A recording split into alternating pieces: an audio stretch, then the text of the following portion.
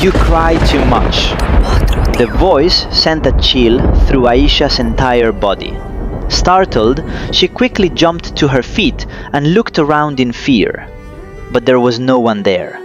Not beneath the tree, not in front of her, not behind her. Then who had spoken? The rain continued to pour. Lightning flashed across the sky, and powerful gusts of wind shook the branches of the old neem tree. 17-year-old Aisha's heart was pounding. She had no idea that tonight, the biggest secret of her life was about to reveal itself. Aisha had lost her parents when she was still a child. After their passing, she came to live with her uncle and aunt. She had hoped she would find love and a sense of belonging there, but fate had written something very different for her. This house was not a shelter. It had become a silent torment. Every morning, her aunt woke her before the call to prayer. She made her clean the entire house, wash the dishes, do the laundry, and work all day like a servant. And if she made even the smallest mistake, she could expect scolding, humiliation, and sometimes even a beating. What hurt her the most was that her uncle saw everything. Yet, he always remained silent, as if Aisha was not a daughter of this house, but a burden. But there was something Aisha didn't know. There was someone in this house, someone who had been silently watching every injustice done to her for years. Behind the house stood a very old neem tree. The people in the neighborhood grew uneasy whenever its name was mentioned. They said no one went near it at night, because strange stories had always surrounded that place. People claimed that a mysterious presence lived there. Many even claimed to have heard strange voices during the night. But no one had ever learned the truth.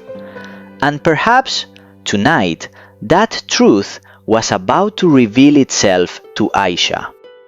That night, her aunt harshly scolded her over something trivial. Aisha was heartbroken. Quietly crying, she walked to the back of the house and sat beneath the neem tree. Raindrops fell across her face. Tears streamed down her cheeks, and only one question filled her heart. Why had so much suffering been written into her life? Then suddenly, she felt as if someone was standing very close to her. Aisha froze. She immediately looked around, but there was no one there. Then, the same soft yet mysterious voice spoke again. You cry too much. Aisha's heart nearly stopped. Who's there? For a few moments, silence spread everywhere. Only the sound of rain could be heard. Then suddenly, everything went silent. The silence was so strange that it sent chills down Aisha's spine. Terrified, she ran back toward the house. She couldn't sleep the entire night. That voice kept echoing in her mind.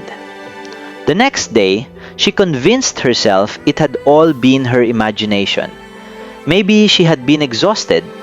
Maybe the stress had gotten to her. But the following night, she heard the same voice again. I won't hurt you. This time, Aisha froze where she stood. Despite her fear, she gathered the courage to look ahead. And then, she saw a tall, dark figure standing behind the neem tree. Aisha's breath caught in her throat. Her body began to tremble. Slowly, the shadow stepped into the light, and Aisha could only stare at the face before her in complete shock. He was an extraordinarily handsome young man. There was a strange glow in his eyes, a glow no ordinary human could possess. In a calm voice, the young man said, My name is Zaryab. Aisha hesitated before speaking. Who are you? For a few moments, Zaryab remained silent, as if he were carrying a secret too big to tell. Then he quietly said, I'm not human. A chill ran through Aisha's body. She stumbled back. What do you mean? Looking directly into her eyes, Zaryab replied, I'm from the world of the Djinn. A scream was about to leave Aisha's lips when Zaryab quickly said, Don't be afraid. I'm not here to harm you. Aisha was caught between fear and disbelief. Then, why are you here? Zaryab took a deep breath. Then he said something that shook her to the core. I've been watching you for years. Aisha's eyes widened. For years? Yes. Since the first day you came to this house. For a moment, Aisha couldn't speak. How was that possible? A stranger and a Djinn had known her for years? Zaryab told her that he had seen every injustice she endured. He had seen her tears. He had seen her silent pain. And perhaps that was why he had slowly grown closer to her. Time passed and a bond began that Aisha had never imagined. Every night, Zaryab came to the neem tree. They talked for hours. For the first time in her life, Aisha could open her heart and share her pain with someone. And she began to feel that maybe her lonely life was finally about to change. As Zaryab witnessed her suffering, a strange affection began to grow in his heart. But Aisha had no idea that someone was quietly protecting her every single night. Zaryab watched over her from a distance. And whenever her aunt falsely accused her of something, strange things would begin to happen. And somehow, the truth always found its way to the surface. No matter how hard her aunt tried to humiliate her, the more her aunt tried to bring her down, the more their own lies began to fall apart. But how was any of this happening? No one knew the answer yet. Then one day, in a fit of anger, her uncle decided to throw Aisha out of the house forever. It felt as if her entire world had collapsed in a single moment. But that very night, something happened that changed everything. Zaryab appeared in her uncle's dream, and he showed him such a terrifying outcome of his dhulm that it left him shaken to the core. When he woke up the next morning, the fear was written all over his face. For the first time, he began to realize the weight of his mistakes. Time slowly passed, and Aisha's life gradually started getting better. But there was one truth that Zaryab knew every moment, a truth that could become a wall between them. Because the world of humans and the world of the Djinn could never truly become one. Zaryab looked up at the sky. The night was unusually quiet. It felt as though even the leaves of the neem tree were waiting for his decision. A few moments passed. Then he quietly said, Aisha, our paths were never meant to lead to the same destination. Aisha froze. Her eyes filled with tears. What do you mean? Zaryab lowered his gaze, as if saying the next words was the hardest thing he had ever done. I'm from the world of the Djinn, and you're from the world of humans. Maybe not today, but one day we will have to part. For a moment, Aisha felt as if her heart had stopped. But I never asked you for anything. Her voice trembled. I only wanted you to stay in my life. A wave of pain passed through Zaryab's heart. But he knew a truth that Aisha still didn't know. The closer he stayed to her, the greater the danger that would follow her. After a long silence, he finally spoke. "I need you to promise me something." Aisha looked at him through tear-filled eyes. "What kind of promise?" Zaryab took a deep breath. "After I'm gone, you won't look for me. You won't call my name. And you won't wait for me." The moment she heard those words, tears began to stream down her face. "And what about you?" For a few moments, Zaryab said nothing, as if he were trying to hold together a heart that was already breaking. Then, with great difficulty, he answered, "I'll never come back either." As he spoke these words, it felt to him as if someone was pulling his heart out of his chest. And maybe that was the most painful moment of both their lives. That very next night, Zaryab returned to his own world. Deep within the distant mountains of the realm of Djinn, he locked himself inside a lonely palace. He cut himself off from everyone. He no longer attended gatherings, not hunts, not celebrations. But there was something he didn't realize. The peace he thought he would find by leaving Aisha never existed anywhere else. Every night, the same face would return to him. Aisha's face. Her smile, her tears, her voice, everything.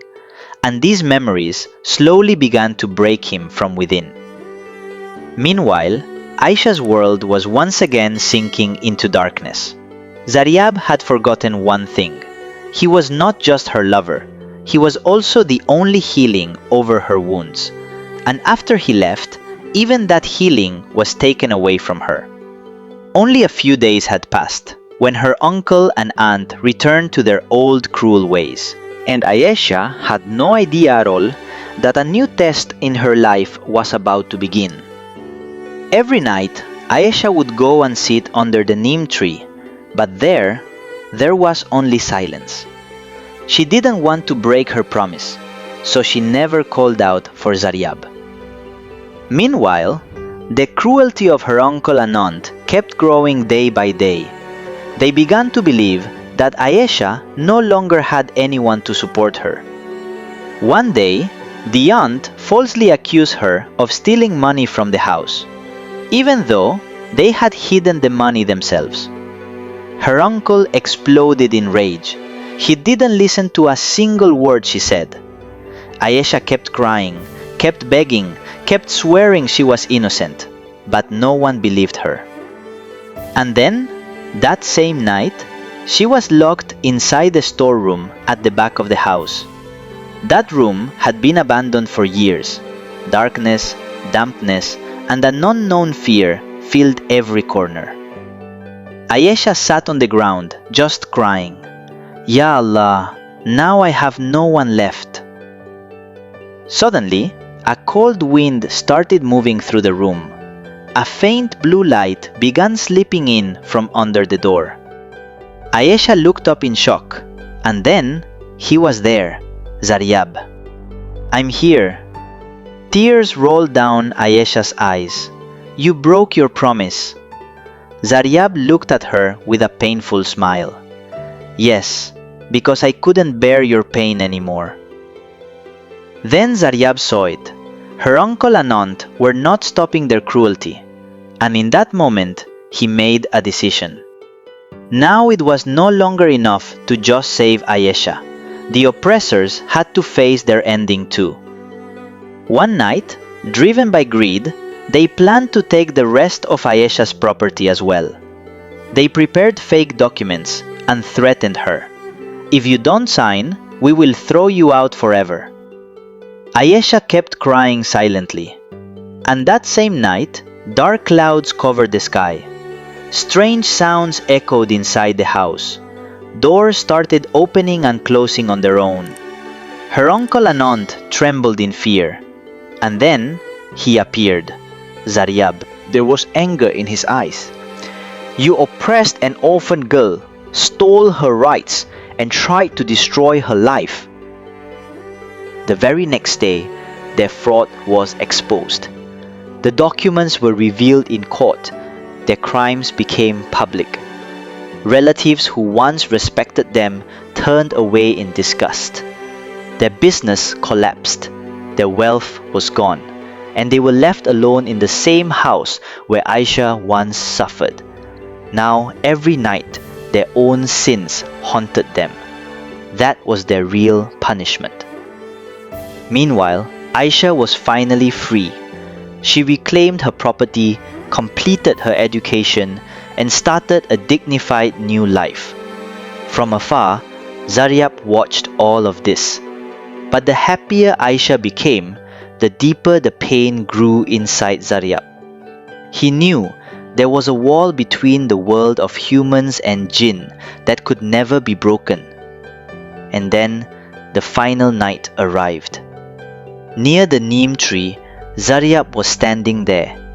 Aisha came and smiled faintly, but her eyes carried fear, as if she already knew this would be their last meeting. "Are you leaving?" she asked softly. "Yes." "Will we meet again?" Zaryab looked toward the sky. "Maybe not." Tears rolled down Aisha's eyes. "I've learned to live without you, but I will never be able to forget you." Zaryab smiled faintly. "And I will remember you even while living in my own world." The wind grew stronger. The leaves of the tree began to rustle violently. And then Zaryab looked at Aisha one last time. Sometimes love doesn't mean staying together. It means leaving someone for their happiness. And then he slowly began to dissolve into light. Aisha tried to stop him, but her hands could only touch the air, and within moments he was gone. Both of them loved each other, but fate had separated their paths forever. Aisha remained in the world of humans, and Zaryab in the world of Djinn. They never met again. But it is said that some loves are not meant to be found. They are only meant to live inside the heart. And even when time passes, those memories do not die. They simply become silent forever.